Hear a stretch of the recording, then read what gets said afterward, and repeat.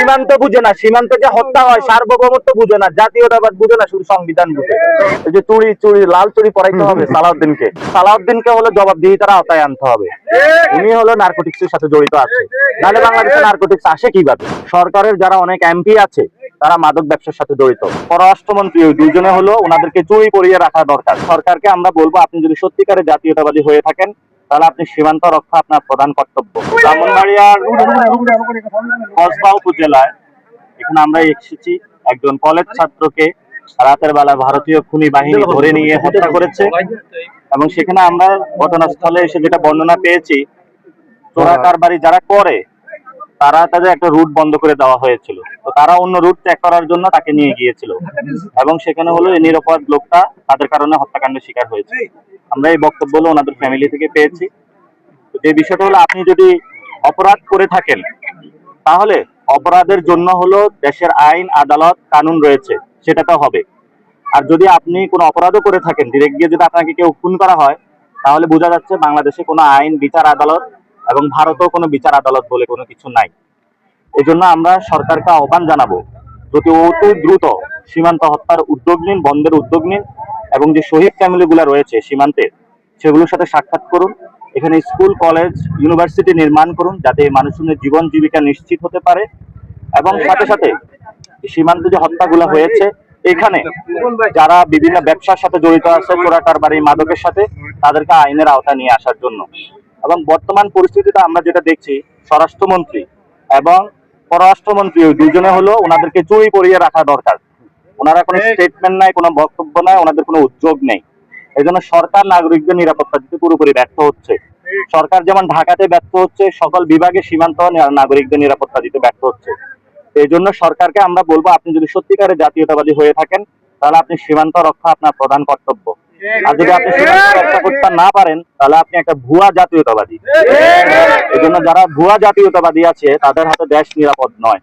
আমাদের যারা সন্তান রয়েছে, যাদেরকে আজকে খুন করা হয়েছে, ওনার বাবা রয়েছে, এবং ওনার বাবার থেকে আপনারা বক্তব্য শুনবেন, যে উনি বলবেন যে ওনার সন্তানকে কিভাবে। আপনার সন্তান কি কোনো মাদক টাদকের সাথে জড়িত ছিল? না, আমার উনি বলছে ওনার সন্তান কোনো মাদক জড়িত ছিল না। স্কুল স্টুডেন্ট সবাই জিজ্ঞাসা করেন আমার সাথে। এবং বিজেপি থেকে যে প্রেস রিলিজ দিয়েছে, সেখানেও বাংলাদেশের মানুষকে মাদক কারবারি চোরাচালানি তারা হলো সেগুলো আখ্যায়িত করেছে। এটা ভারতীয় বয়ান।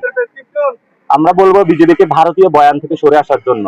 আগে যখন ছিল পিলখানা হত্যাকাণ্ডের আগে, তখন হলো বিএসএফ মারা যাইতো, সে বড়াইবাড়ির যে যুদ্ধ হয়েছিল সেটা আমরা জানি। এখন হলো পিলখানা হত্যাকাণ্ডের পরে এই বাহিনী মেরুদণ্ড ভেঙে দেওয়া হয়েছে।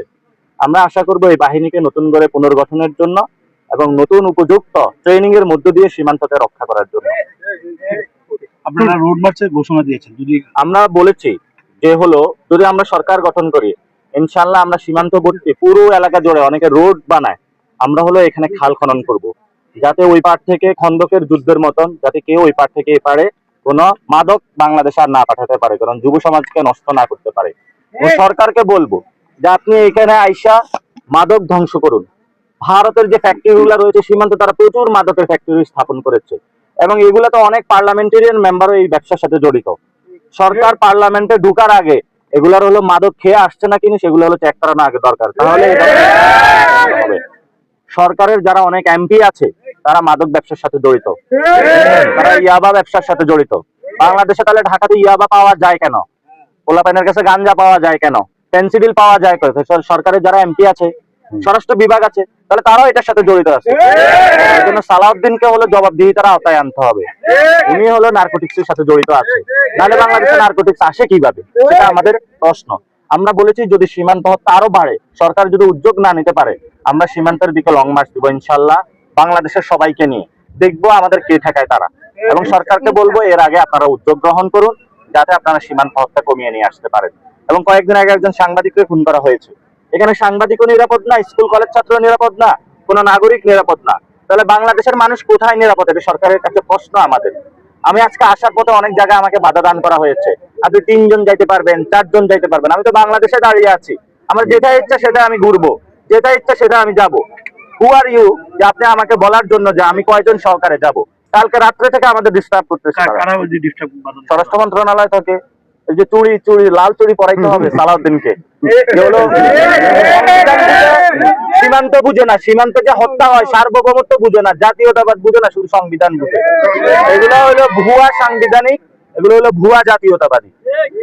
এই জন্য তাদেরকে বলবো বাংলাদেশের পক্ষে আসুন দ্রুত।